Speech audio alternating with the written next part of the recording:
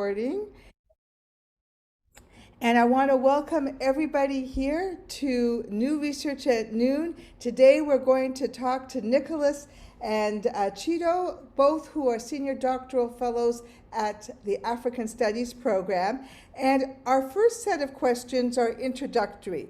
And I thought we could begin by you telling us what university and which program you are doing your doctorate in. Why did you decide to do doctoral research, and how did you choose your program? Why did you end up in the school and the program that you're in? And Chido, would you like to start for us? I'll go ahead and start. So I am a PhD candidate in the Faculty of Information here at University of Toronto, also a student at the Mark S. Bonham Center for Sexual Diversity Studies. My areas are critical archival studies and queer African studies. When it comes to why I did doctoral studies, it was actually an article I read. My second master's is in information studies, and I was studying to be an archivist. I encountered an article, it's called An Archive of Identity by Lawrence Dritzis and Joan Haig. It was about how the Rhodesian government used the National Archive as a way of creating a national identity. Before that, I'd been on some level understood that the state can use the National Archives to create identity. But here was explaining how the archivist actually created a specific program where he wanted to look for histories before the colonial history in Rhodesia, so that he had this history that was separate from the British. And I was interested in kind of how those connections existed. And I realized I was more interested in the history of archiving than the actual day-to-day work. And that's how I ended up in a PhD program. Great. I think you answered all of our questions. What I think is so interesting here is that one article can make all the difference. So Yeah. for the undergrad students here, keep your eyes open for that one article that seems to really speak to you and say, what is it about that article that is speaking to me, and how might that help me find my next steps, my next purpose? Yeah, fantastic. Nicholas, would you help us out and start us off? Where are you studying? How did you decide to go to that program? And why doctoral research in general? So I'm in the anthropology department at U of T as well. I did my undergraduate in anthropology, and I really liked it. Moving from high school to university, I didn't actually want to go to university as a young sort of teenager. I didn't think it was for me, and I was more or less sort of forced to try it out by my parents, and found that I actually really loved anthropology. And so I knew that I sort of wanted to sort of pursue certain sort of questions and certain ideas. And I knew that I wanted to have like a life that gave me the kind of sort of intellectual freedom and independence that academic work gave. But moving out of my undergraduate, I was just sort of applying to, master's programs all around. And one of my professors linked me up with Janice Boddy, who's another professor in the anthropology department at U of T. She had been one of Janice's students and said, go talk to Janice Boddy about U of T's graduate program. And so I met with Janice Boddy, and she was really nice to give me her time and give me her advice. And she said, we have at U of T, you can apply to go straight into the PhD program if you want to. And the application is the same thing as the master's application. It's just due like a couple weeks earlier. And I already had all the application materials ready. And Janice just said, and if we take your application, we think, okay, you're not ready to do a PhD yet, you're ready to do a master's, we'll just consider you for the master's program. So I thought, well, I have everything ready already. So I applied for the PhD program there, and I applied to master's programs elsewhere in Canada, and I got in at U of T. And so I took it because it seemed like the better thing to do. I think I didn't fully understand what I was signing up for when I went into it. And I think that, that could end badly for other people, but for me, it was quite a good experience. I've really enjoyed my time so far.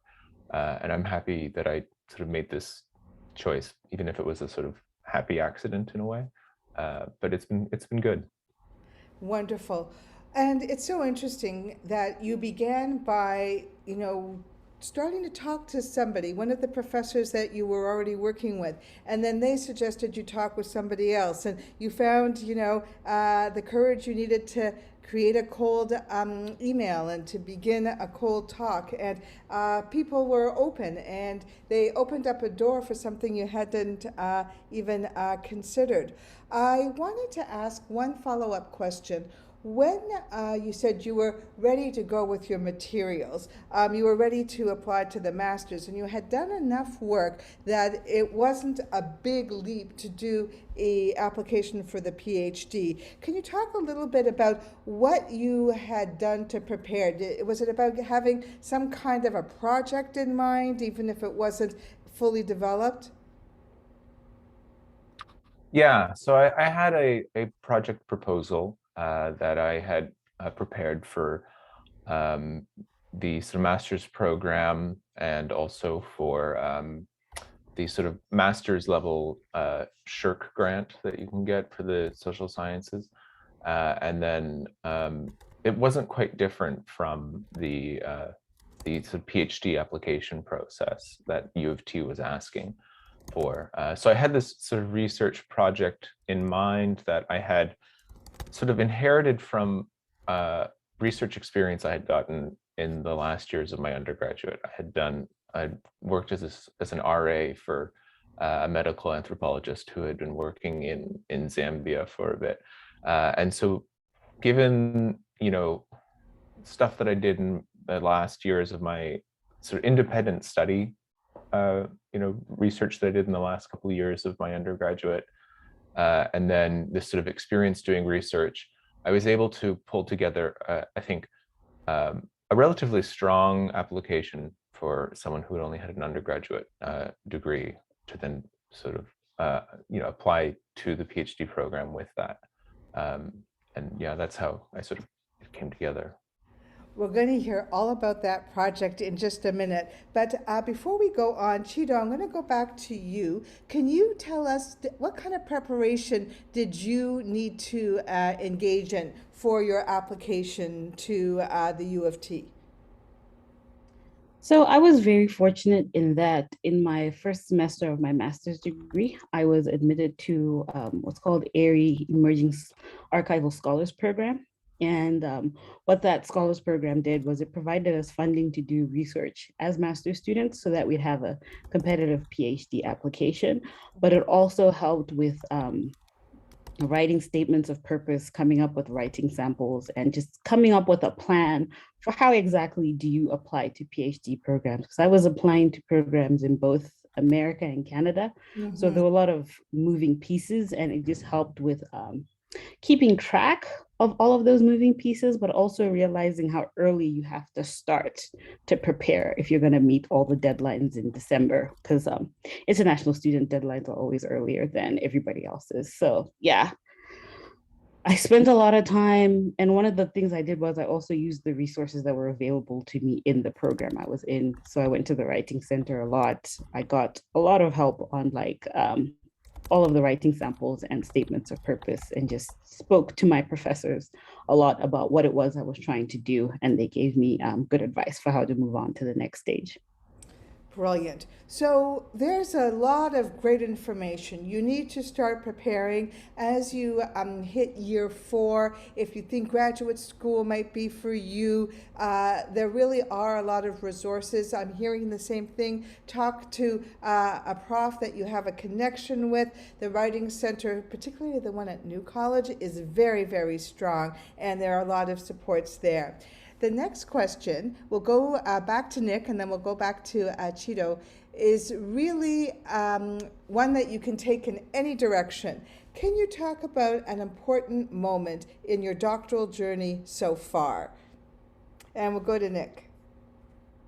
I had to think about this one for a very long time because so much of the kind of research that I do, ethnographic research, is all about like building relationships with people. And so it's hard for me to sort of think about one particular moment that was, sort of particularly, I don't know, important or memorable. But then it sort of came to me that like, actually the sort of time when I had to, at the very beginning of the pandemic, I was in South Africa doing research, and I had been there for 7 months or so. And I had immediately, like, all of a sudden 3 days when I was told, I had to sort of come back to Canada or else the borders would be closed and I'd be sort of cut off. And so it was a very like sort of jarring sort of rupture from, being there and sort of working with people there and the relationships that I had with people there. I had 3 days to sort of pack all my bags, drive 6 hours to Johannesburg from where I was, then fly out. And it was sort of like, it was in that moment that I realized, not what I had lost, but had what I was sort of leaving. And, I still haven't had the chance to go back yet, which is something I do hope to do this summer. But it was a very sort of, it sort of put into perspective, how important all the relationships that I built there was to me. That's really, really a powerful thing to recognize. Have you been able to keep in contact in some way through Zoom? Because Oh yeah. That's important, right? Yeah. Yeah, for sure. No, I still am in contact with the people I was working with.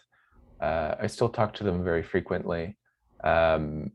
I have experimented with sort of collaborative research methodologies that sort of allow me to sort of work with people over Zoom.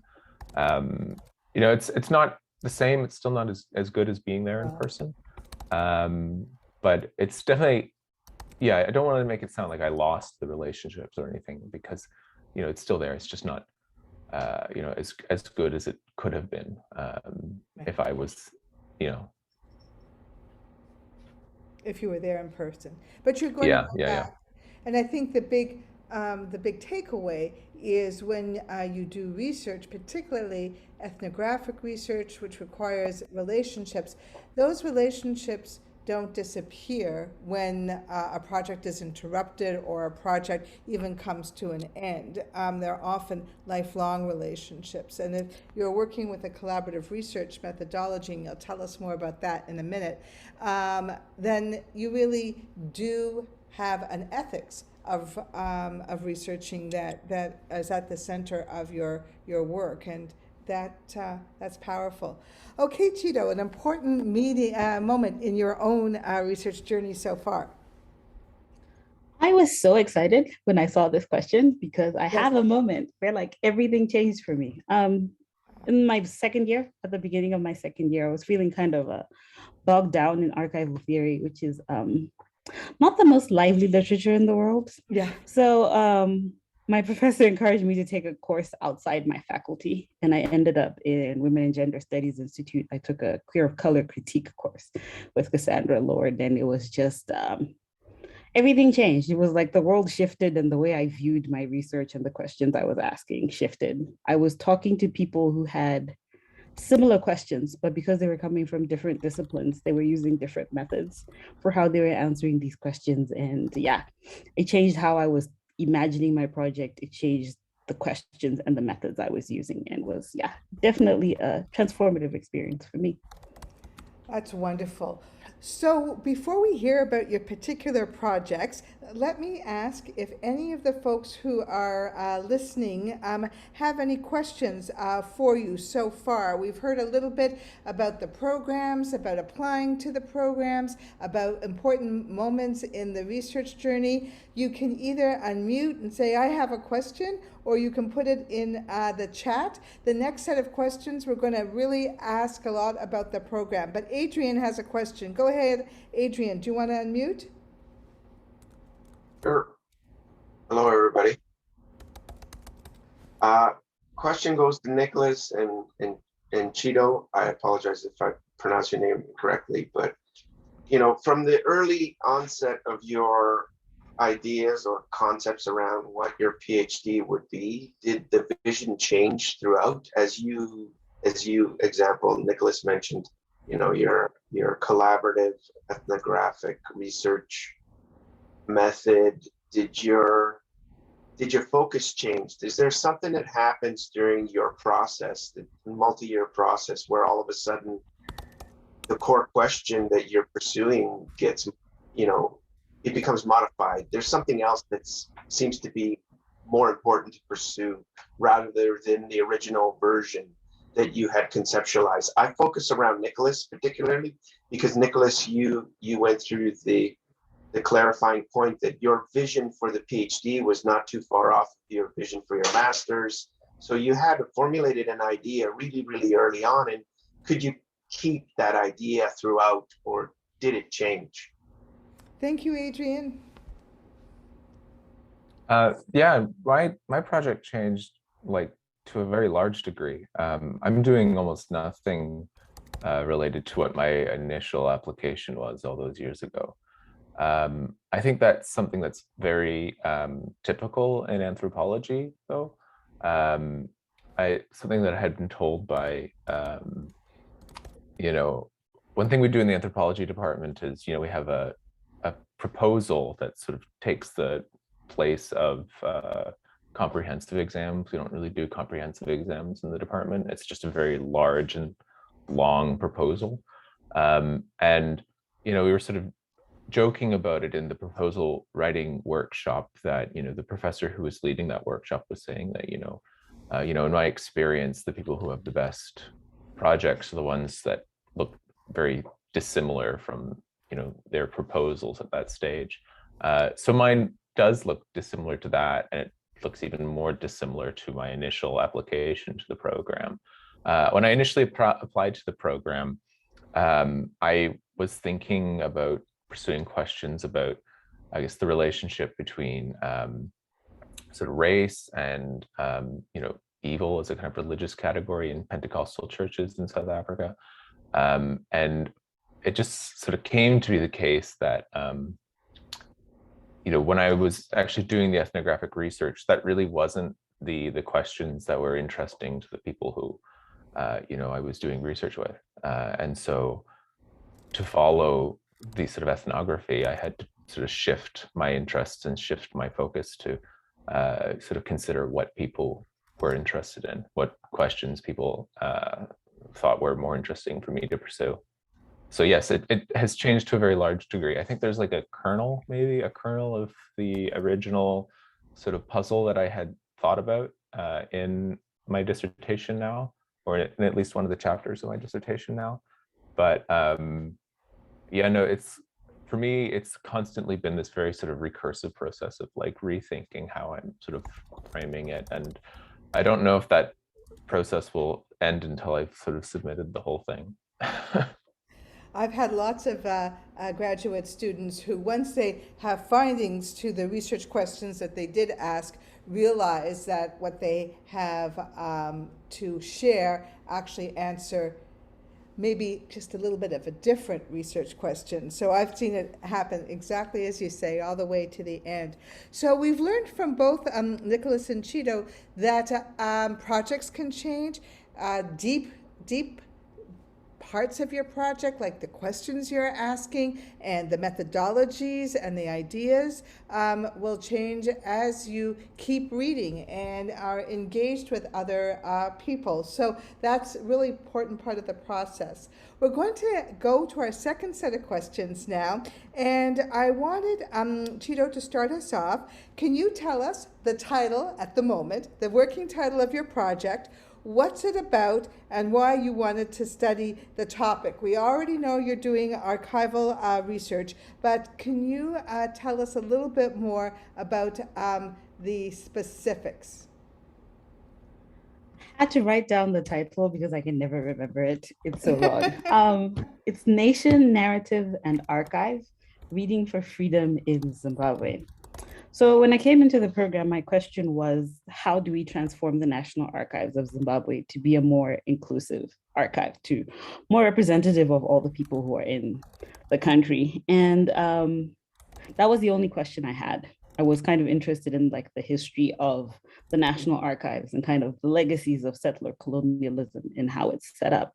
But then when I started engaging with queer theory, I started to wonder, well, what happens when we take the people who have been marginalized by this institution and we put them at the center of the institution? How can that transform how we do it? So now I have 3 archives which I'm examining in this dissertation. The first one is the National Archives of Zimbabwe and kind of its history and looking at how settler colonialism influenced the structures of the archive, but kind of how the authoritarian post-colonial government has been like not that engaged with transforming it because of how it serves their own purposes. Then the second archive, I call it the Indigenous Archive, which is about Shona praise poems, which is how Shona people in Zimbabwe used to document their family histories. So you would learn your family history by your grandmother or some other family member reciting it to you and you would learn it. And when it's been placed in the archive before this moment, it was just object or record, but now I'm like asking, what if we understand it as an Indigenous way of archiving and we actually treat it as an archive? How does that transform our national archives? And then the third archive is a collection of oral histories collected by a queer organization in Zimbabwe and kind of thinking through why a book was the only way queer histories could exist in Zimbabwe at that particular moment in time, and kind of thinking through by understanding how marginalized people manage to archive their histories in the face of like this authoritarian government, we might be able to find a way to transform this institution. So yeah, I'm just looking at how to transform the National Archives of Zimbabwe. Brilliant. So there was a real expansion of the things that you wanted to consider, and what you have now is, you know, a chance to compare and make more complex the answer to your questions through a comparison of different archives. And what's so nice about the way that you've expanded it, you were interested in, you know, archive and representation, and you've actually gone and found 2 underrepresented archival, findings, archival, locations, and you are doing the work of expanding the archive. It's fantastic. There is in Canada a nationwide scholarship conference called Congress. I'm sure you both have heard of it. Anthropology is there, and so is information studies. But my own work is in the field of education. And so it's the Canadian Society for Studies in Education. But we have a special interest group, and it's called QSEC.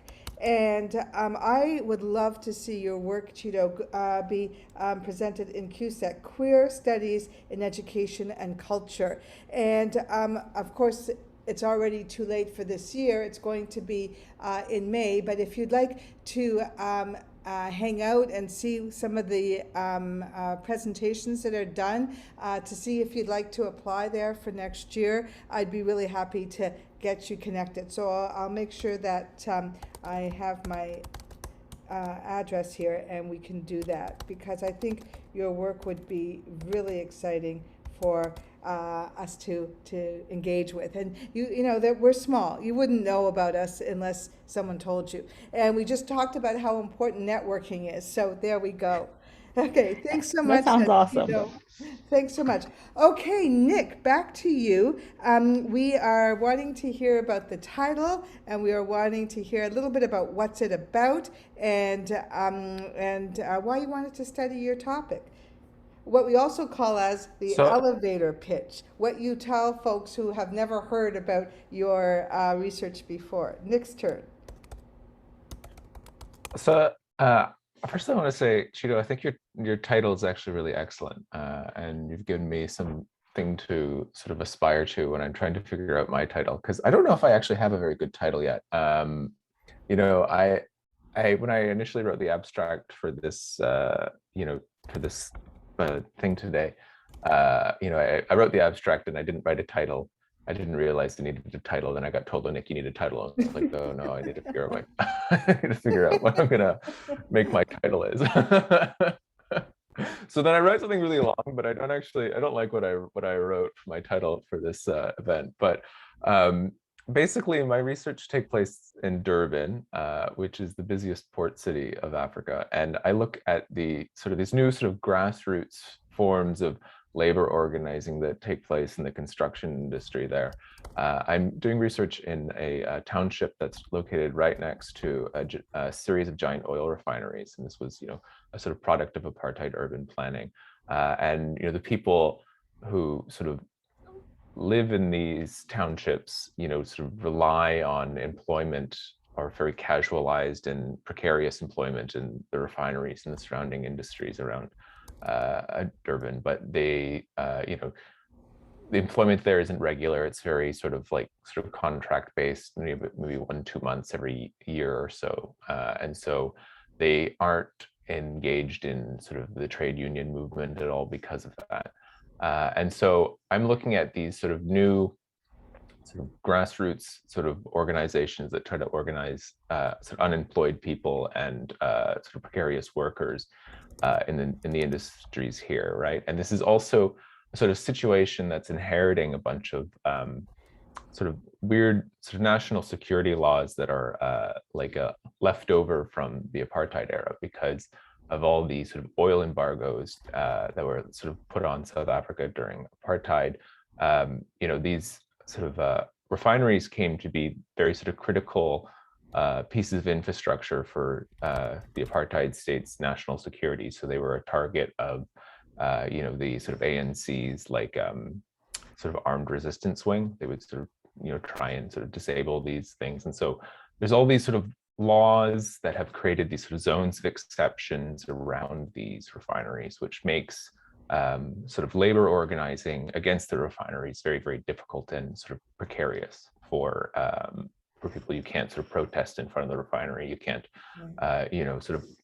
there. And so I'm using this situation as a kind of entryway into thinking about non-racialism, which is a South African concept about anti-racism and as a ethics and political philosophy germane to the project of nation building in post-apartheid South Africa. So that's the quick pitch of what my research is about, labor and race and the vestiges of the national security state in post-apartheid South Africa. That was so well done. Often when people talk casually about their project, they aren't able to do it in a way that you tell a story, so it's engaging, and both of you did a brilliant job, and your title will come. It sounds great. But I hear what you're saying, Nicholas. Oh my goodness, that's a bit of a departure from where you started. But I can totally see why that project would be important to the people you started to develop relationships with, right? And one can see that there's going to be lots of important findings for many different kinds of people from that. So congratulations on where you've landed. That's really quite wonderful. Okay. I also wanted to ask you, before we go back to questions from the audience, have there been any stumbling blocks so far? Something, well, we already heard from Nicholas that, they had to come home. So that's a huge one. You can continue on that one, Nicholas, or you can think about another stumbling block. And how did you work through what to do, or maybe it hasn't been worked through and you're working on it. And so Chido, would you go and see if there's a stumbling block that you could talk about? Because when we hear of our colleagues talk about their work, it feels like, oh, it's gone so smoothly. Look at where they're landing, and their work is brilliant. And of course their work is brilliant, but sometimes it's not always an easy road. Sometimes it's bumpy. Yeah, like everybody else, COVID has brought up its speed bumps. the biggest issue for me was just getting access to materials. A lot of the books I use are only found in African libraries. And like in the first lockdown, you just had no access to any libraries because there was no one in the library. So there's that part to just how hard it is to get things from Zimbabwe because of the pandemic. But then I'm in Zimbabwe now, so that kind of all dissipates. But I think the biggest speed bump would have been when I kind of pivoted because I was suddenly working in queer African studies, and there aren't very many people, as you can imagine, at the University of Toronto who are working on queer African studies. So just forming a committee with people who knew the stuff that I was talking about was hard. But fortunately, I had a very supportive supervisor who is also a very curious supervisor. If she doesn't know anything, she will just go and, learn it. And then we come back and we talk about it. And because of that curiosity, we were able to find faculty outside my particular department who all bring different pieces. It means I end up with a much larger committee than most people have, but everyone brings their own piece, and it helps the project as an interdisciplinary project to have people from so many different backgrounds, because that was the only way I could study this thing. And it kind of supports the argument, which is kind of that African knowledge doesn't fit neatly into disciplines, and the formation of my committee makes that argument for me. So interesting. So for folks who don't know how thesis work goes, you begin with a proposal. Both Chido and Nicholas talked about that. And then you find people who are going to supervise your project. It's usually a committee of 3, but sometimes in special cases we need more people because it is an interdisciplinary project and folks don't always have all of the knowledge to help you along, and those committees end up being really important because these are the people who are guiding you through your work. These are the people who are helping you negotiate speed bumps. These are people who are going to help you figure out what you're going to do with your project afterwards.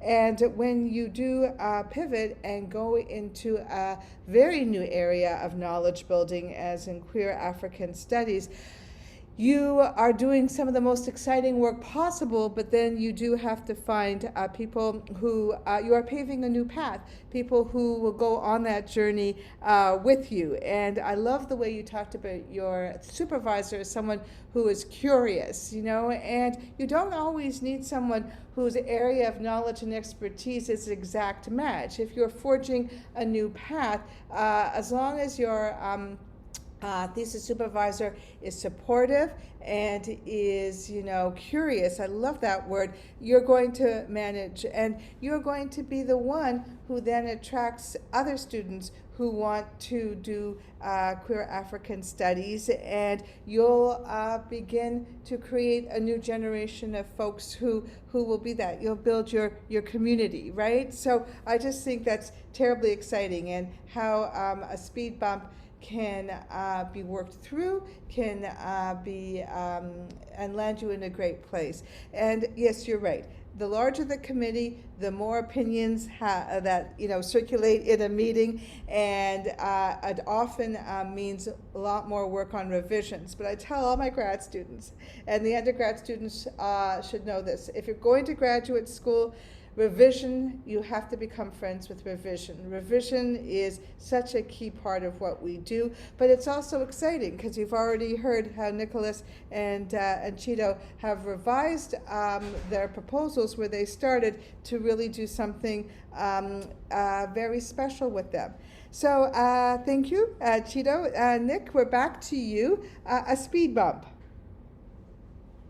Yeah, so apart from COVID sort of disrupting everything, I think that would definitely the biggest one. Sure. The biggest sort of speed bump, and that sort of made me change the kind of sort of research methodologies that I pursued.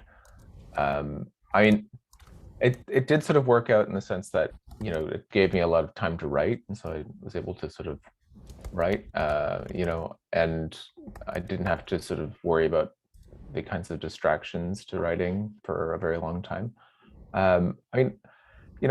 other speed bumps, like nothing else quite as big, you know, when you're doing sort of doctoral research, I find that, you know, people, everyone has these sort of periods where you sort of wax and wane between being very sort of optimistic and engaged in your research, and then these sort of moments where you're sort of feeling like, oh my goodness, what am I doing with my life? You know, this is, you know, going to take forever and never going to end. And you know, I find that comes and goes, those sort of feelings. And if, you know, I found that, like, for the most part, I'm quite happy and engaged with my research, and, you know, I feel like real kind of sense of purpose from you know, what I do overall.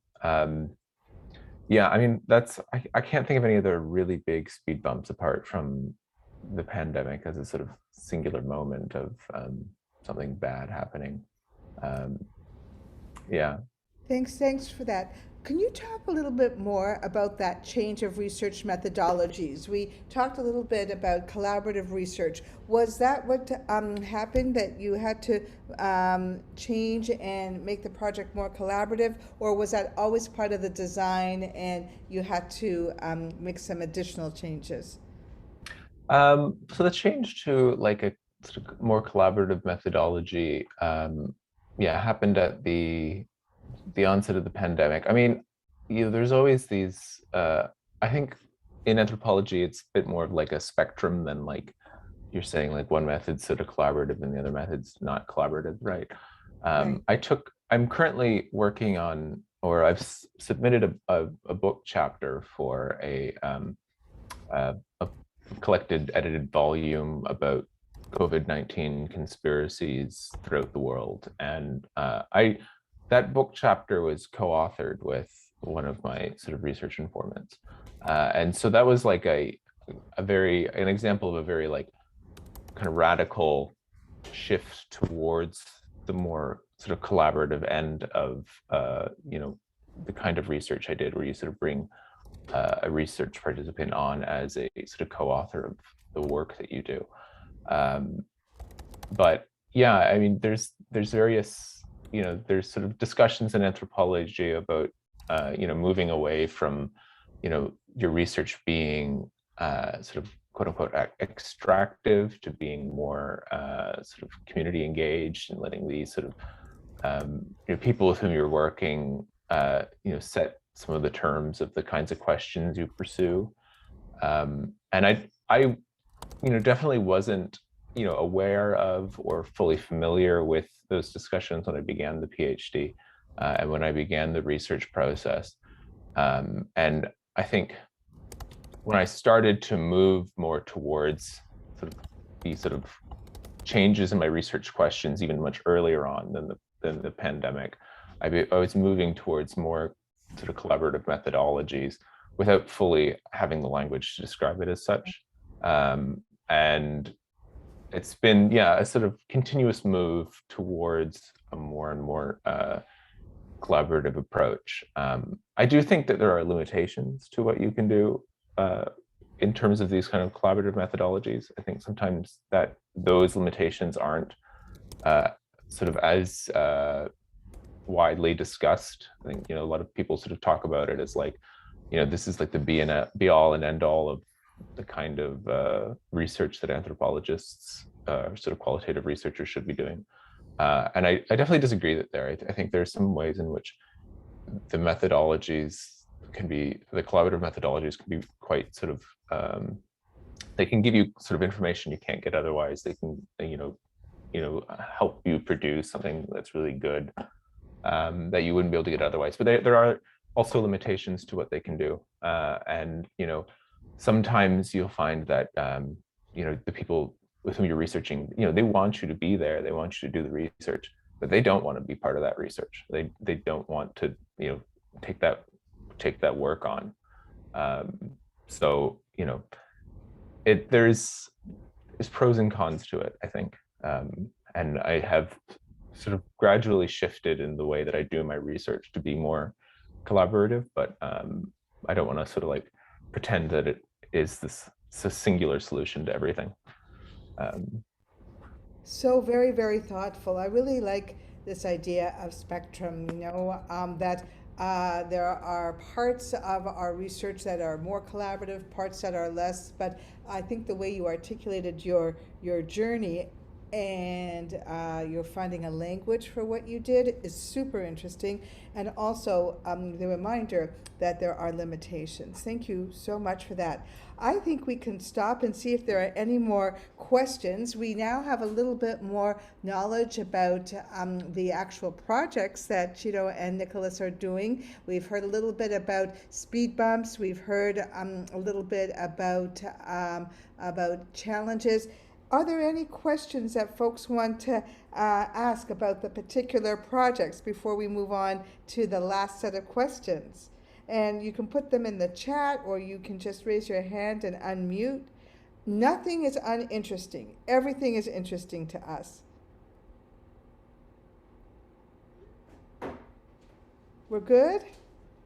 No questions right now? Oh, yes, we do have one. Who has their hand up? It's Adrian again. Adrian, go ahead. Sorry, I didn't catch you the first time. Please. No worries. Just curious. Just I'm a curious kind of cat. That's why.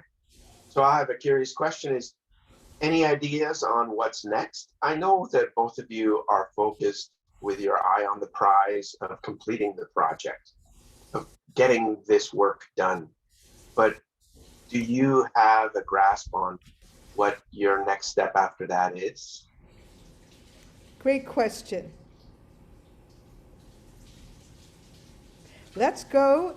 You know what? I'm going to take Adrian's question and I'm going to connect it to one of my my next questions, because I think as a combination it's going to be great. So my next question is, who do you want to read your work and why when it's finished? Who ideally do you want to be able to read it and why? And I think that is a lovely question to connect with Adrian's what's next. So Chido, do you want to begin?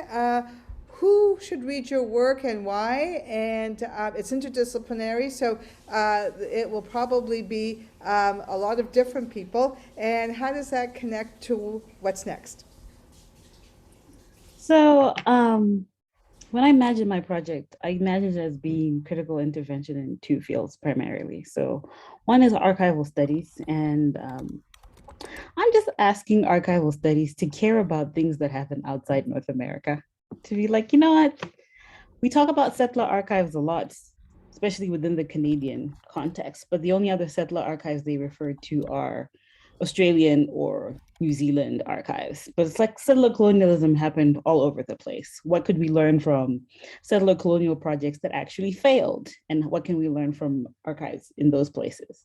But then the other field I want to make an intervention in is queer African studies. Like I said before, it's a field that's very much, in its early stages. And I feel like that leaves a lot of room to experiment. And that's what I feel like my project is at this moment. I'm just like, how far can we push this field? And I hope when people read it, they can be like, okay, I can try different things. I can break some things using this theory and just kind of push the boundaries of what they think is possible using this field. But for me, the most important thing with my work is that it finds its way outside academia. And this is where I'm going to connect to Adrian's question, which is that I want anyone who's involved in the production of history in Zimbabwe to be interested in this project. One of the things, because I'm also a creative writer, one of the things I always realize is that my stories about colonial history always seem to have more reach and impact than my articles. And when people tell you their versions of history, and that's not just Zimbabweans, ask anyone to tell you their history of the Civil War in the US, they're gonna make a reference to popular culture, some novel they read, a movie they watched, as opposed to an academic text. So it's important to me for people to understand that all those things have sources outside popular culture. And that source for us has been the National Archives. And think about, what does it mean that the state has so much control over the history that is produced at this institution? And how do we create stories that are beyond what the state is telling us. And what I imagine the next stage of this project is to move out of the theoretical and actually start creating these archives that are supposed to like exist in a place where they're more representative and people can actually engage with them. Like I was talking about the Indigenous archive, and I want to create a digital archive that documents these histories because they're dying for there are like many reasons why they're not as popular as they used to be. But if we're going to archive them, I want to like actually try out what does it look like to create a digital project of an oral history, and how do you get people involved? How do you like recreate these structures online? So that's where I hope my project will go next. Chido, have you had a chance to meet a prof at U of T called Elspeth Brown yet? Yes. Yes, because Elspeth Brown is a history prof and is now part of the digital humanities group at UTM. But in addition to all of that, Elspeth Brown has created something called the Archives, right? Which is a digital, with a Q because it's queer, which is a digital queer Canadian set of archives, and did it as a volunteer project and then went and got funding. So I think that you know, as you continue to build that, they'd be very, very interested to support you. And Elspeth Brown and the Digital Humanities Group are part of the Jackman Humanities Institute. And I don't know how far you are to being finished, Chido, but they have postdoc fellowships. And I'm going to forward you the latest newsletter I got, because there's announcements on how to apply for all of that. And, you know, we haven't heard from Nicholas yet. Maybe Nicholas, there's something there for you too. But I know that that's the kind of thing that community, you're interdisciplinary, and there's a whole new community on digital humanities and archival work that are beginning here at U of T, and I know there are postdoc fellows. So I'll send you the latest newsletter, and you can take a look at that. But it's not often, you know, right at our own university, there's somebody who has forged a pathway that I think you can learn from. So I'm glad you have met, and I'd encourage to deepen your connection. Is Elspeth actually on your committee? No. No, okay. There you go. It may have already been, you know, done. Okay, so great question, Adrian, and it did work really well with who do you want to read your work and what's next. So, Nicholas, can we go to you next to answer the same two questions? Sure. So for what's next for me, I guess I'm going to begin applying to postdocs, and I'm going to be going on the quote unquote job market, I think in September at the end of the summer, when I sort of hope to have enough of the sort of dissertation finished to sort of justify doing that. In terms of like who I want to sort of read my work, well, yeah, when you write your dissertation, you sort of write it with an audience in mind. And I wrote it for anthropology because, you know, that's the discipline I'm in, but I'm also sort of writing it for a kind of sort of my own amorphous conception of what the South African left is, right? And I do this because I think one of the biggest puzzles that, you know, came to me when I was, you know, doing my research was back in like 2018 or so, when, you know, near the end or around the end of the Jacob Zuma presidency, when expropriation without compensation came to be a really big sort of like floating signifier out there in the sort of South African political sphere. And I just found it so interesting that like, you know, that discourse about sort of, you know, sort of reparations and sort of, ameliorating these sort of, you know, wealth injustices caused by, you know, South Africa's history. You know, those things that were floating out there in the sort of public sphere weren't at all like seen by the people I was doing research with as something that could be useful for them. And they were actually more so taken up in very sort of conspiratorial terms. And so, that I sort of take to be a sort of kind of practical question for the South African left, like, why is it the case that people didn't see the state as, or government as a sort of vehicle that could sort of ameliorate their lives? And so in that sense, it's also, I guess, directed at like academic anthropology in a way, because, I'm also sort of find myself kind of frustrated that, in the wake of these sort of reemergence of like a sort of left-wing transatlantic public sphere after the sort of Corbyn phenomenon in the UK, and then the sort of Bernie Sanders campaign in the US, that like I've seen like other disciplines like economics and political science like sort of develop more sort of interest in engaging in these sort of practical political questions in a way that anthropology hasn't, or that I think mainstream anthropology just has been really sort of disengaged from. And so for me, I'm not saying or writing that I have like any kind of sort of concrete solutions necessarily to these problems, but I'm at least sort of interested in the questions in a way that I think that, in my experience anyways, I could be missing something I don't think anthropology really has.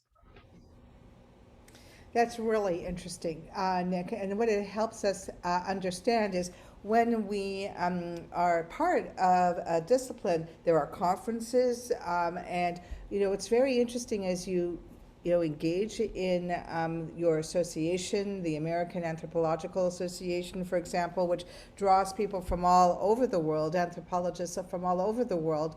I've been to one or two of those conferences myself. So interesting to see what's there and what's not there. And when you have a strong sense of wanting to go and begin a conversation that's not there, you too are starting a new path, and it will be really interesting. Do you see yourself engaging? Here's where we get into insider activism and outsider activism to a certain extent. Do you see yourself trying to work within an organization like AAA to start those conversations, or do you think those conversations are best begun outside an institution that speaks to anthropologists? Yeah, I don't know yet. I haven't sort of thought that part through yet. The AAA, I think, had a chance to take a more sort of progressive direction a few years ago when there were sort of questions about its relationship to the Israeli Academy, and it chose not to go that direction. So, I don't know quite like I don't know the best institutional ways within sort of anthropology at large at the moment. I haven't. That's a good sort of thing to think about. Yeah. But I haven't. Yeah. Yeah, it's something else as we're, thinking about this question of what's next. Yeah, well done.